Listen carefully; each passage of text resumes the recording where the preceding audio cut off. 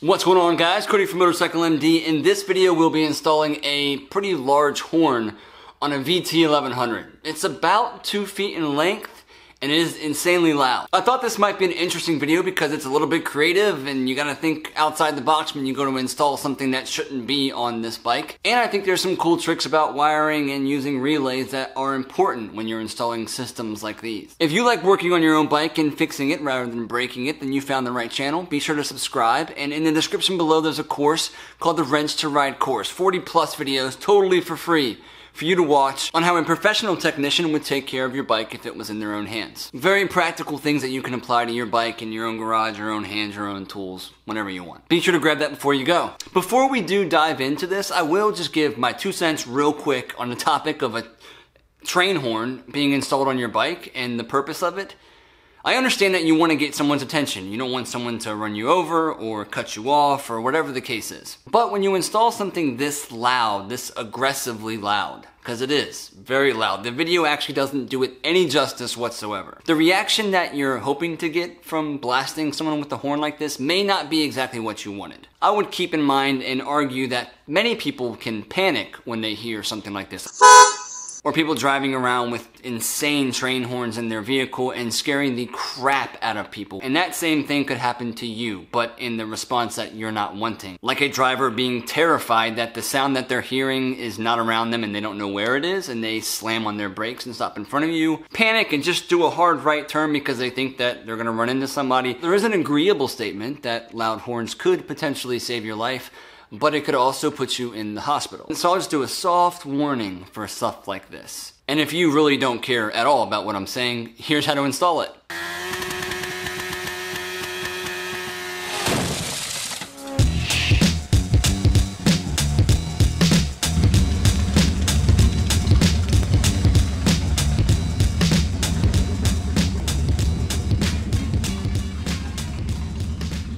Alright, 99. It's definitely not a VTX. It's a VT1100. There we go. Tune up, air horn install, swing arm cover.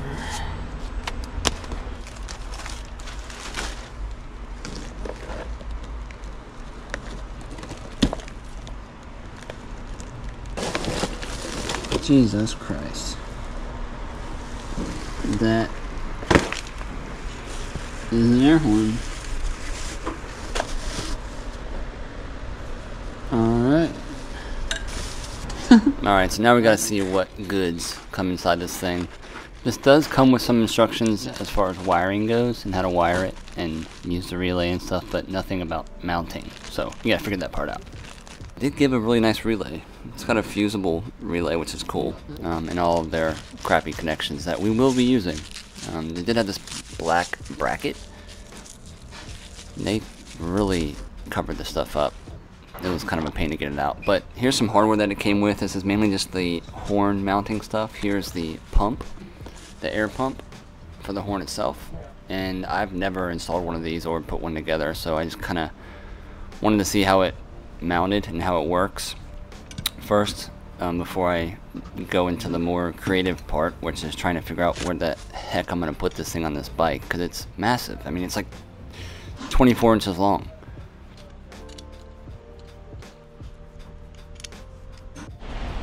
This will be a tricky one. It'd be nice to mount them underneath here, but doesn't have too many options. There's definitely some space in there, but we have to find a mount for this. Oh man, the stuff that people buy. I kind of wish it could be tucked like that. I just like that the most. There's the original mount for the horn, but we can't do that. We can't do that. That makes it into a sink.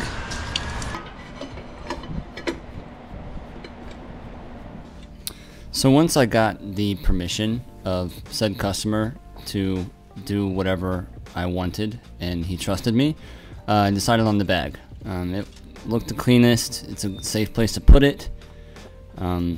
Up front, I tried up front by the front shifter and trying to sneak it by that engine guard, but it was just impossible. It was just something would rattle. I could just see it coming. So we mounted it here, and this would project the best out front. And so I just started here. Made some marks on the saddlebag.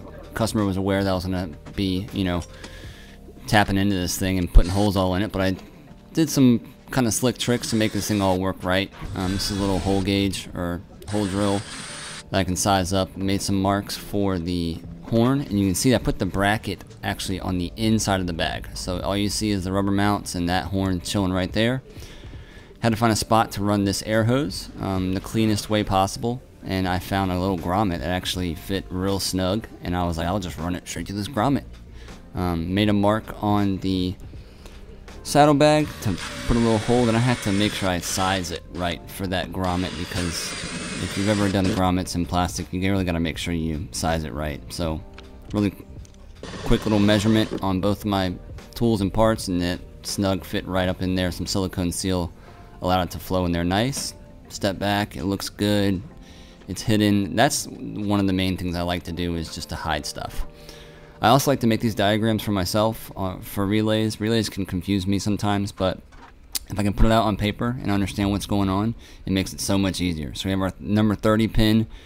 That will be our 12 volt hot from the battery. We have our 87, which is the power to the horn. We have our 86, which is the horn button, so the switchable power. And then 85 is our ground. And because this is a fusible relay, I don't have to put another fuse in line with this thing, and I wanted to use everything that they provided. Even with these crappy connections, I can find a way around them, and it's the best way that I've found to use them. I cut off a lot of it so I can get access, so I can solder them, which you'll see me do many times in this video. But solder the wire straight into there, and then I use my lighter and heat shrink these things down. And many of you are probably like, why don't you use a heat gun? Because it's a better equal dispersion of the heat on the connector. Well, I feel like I do a pretty good job on the rotisserie method, okay, with my lighter. And it's fine. Everything's fine. Cut this down. Again, this would be the terminal side for the relay itself. But I had to find a spot for the relay, and I found a perfect one. Right underneath the battery. It hides it up in there really nice. And then that's where all of my connections are going to go. And again, like I said, I like to hide as much stuff as I can with the wiring. I don't like to drape it over stuff, and I like to make it work as if it was built with it, the best way that I can. And that's at the discretion of me fully when you go after this type of stuff. First, we'll start on the power wire for the relay. This is the 12 volt constant. Gotta route it clean. It's not going to rub on anything hot, and I found a spot to just go right on top of the battery and loop it up and around, and it'll just live right there, which works. And then I measure what I need, clip, cut, pull that bad boy back out of there, and work on the connection for the relay. Same method that I do. I'll use their old connectors, get a little resin on there, crimp it down. Yes, they make a plier for these type of things, but I just use these and it works great. Solder that, soak it up in there so it drops all the way out and into there, so it's a nice tight connection. Then we'll heat shrink that plastic again. But on the relay side, I like to do a little trick with just some regular heat shrink itself. And that's to make the terminal not be bare and open to potentially creating contact with something metal, you know. So grab some good heat shrink.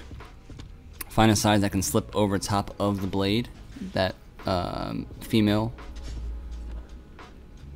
Trim that down to size. I like to cover the terminal completely, and we'll heat shrink that again. That's a great connection right there. I would trust that for many, many years. Hit it with that slick rotisserie method, like it's a chicken. And then we'll feed that in and down, and for its final resting place. Again, this is a 12 volt hot for the relay. There may be like one or two connections that won't be shown in here, maybe like a ground or something. I just couldn't get the shot, but there's our first one. I'm not going to power it up yet or anything like that, just leave that undone. Now we will work on, I believe this is the chassis ground for the relay. I may be wrong, we'll find out. Crimp, cut, love these tools. These are from Klein.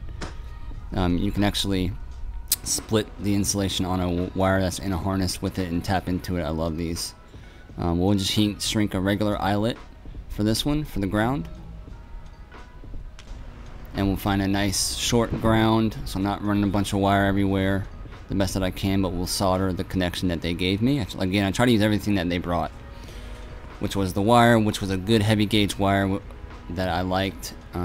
I pretty much used everything that they came in this package.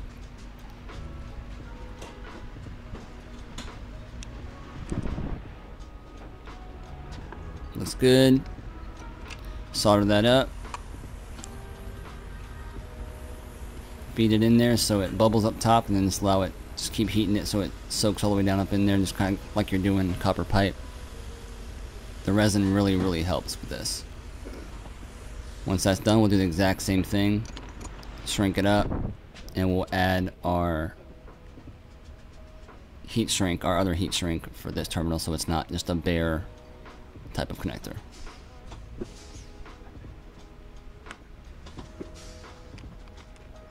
And I like to kind of color coordinate it, black for grounds and red for hot, or anything switchable power or anything like that. Kind of keeps it organized fashion. Looking good. And I found a nice clean ground for this right next to it. Same bolt that holds that bracket for the battery. Hook that up. We can just go straight to there.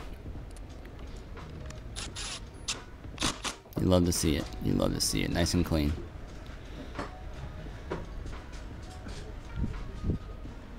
Alright, next up we need to, I think we're going to do the power wire for the horn. It's the air pump, which will be ran inside of the saddlebag. So I'm just going to lightly measure what I need. Crimp and cut. You know the drill. And I actually found a grommet that I can feed into this saddlebag as well. Because I don't want just bare holes in this saddlebag. I want it to look like it was supposed to be there. Found a nice little side cover grommet from like a gold wing or something. Measure that up.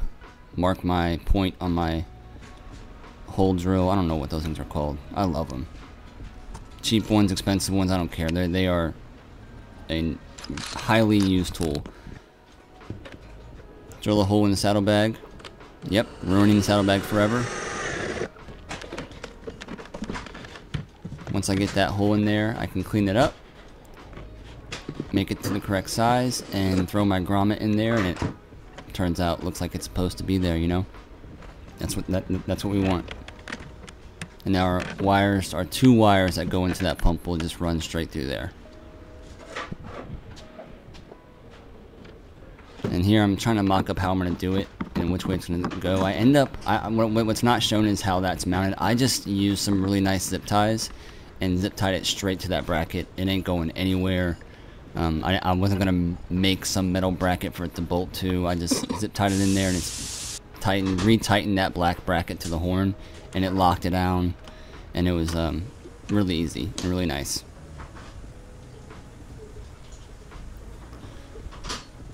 Kind of threading these needles everywhere with the wire, just making a nice clean path that you can't see. And this will, again, I think this is either the power or the ground for the pump. Measure that, add a little bit of distance just in case, clip. You never know if you're going to screw up a terminal or whatever. Which I actually did on this one. I didn't show it in here, but I used too much solder on the blade. And when I went to install it onto the relay, it wouldn't sit all the way cleanly down, like butt up against the relay male terminal. So I cut it off and made a brand new one just like this. This is a nice trick. I like to have these clamps with me. It makes your job so much easier. Shrink that up. Red, so this is a power wire for the pump from the relay. You really want to have these relays when you're doing heated grips or something that requires a lot of amps or voltage to it. Run a relay for it, man. It's going to work so much better. It's not going to jack up what the bike is using already in its system. The relay allows whatever you're using to get full power when you want it. We are going to use the stock horn with this in conjunction. Okay, it's not an extra step or anything. I just wanted both horns to still be there. So this is the trigger wire. So if you saw, I used my power probe, make sure that I was on the power wire. I stripped that wire back a little bit. Didn't make a new connector, just go right into the line with it. Add some resin so I can solder that in. And this is going to be our jumper wire. So when we hit the button, the horn button, this is going to trigger the relay.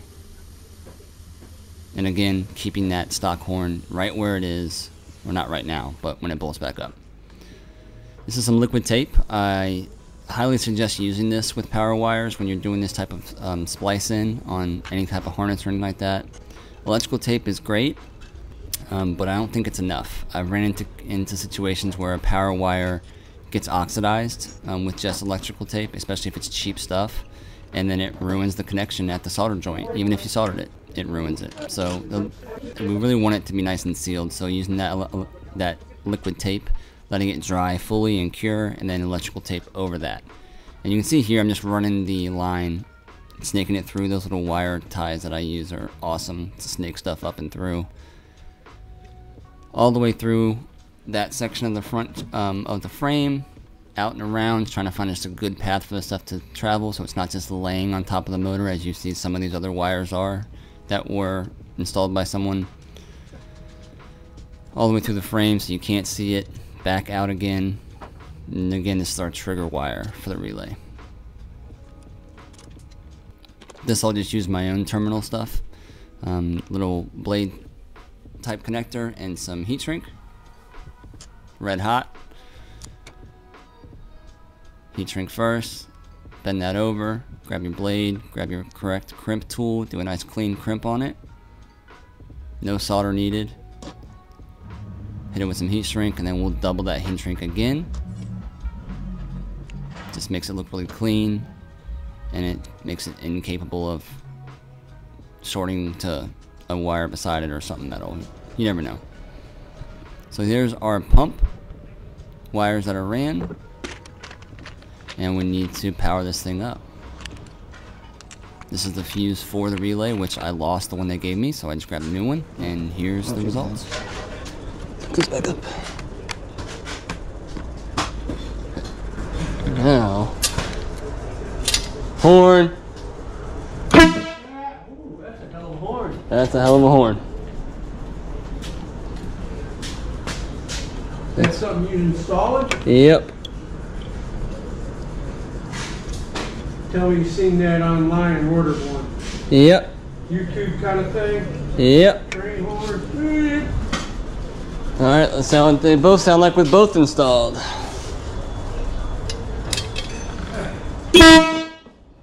It moves the box. Oh, hell. That is a loud horn. Wow, wow, wow. Oh, it's installed.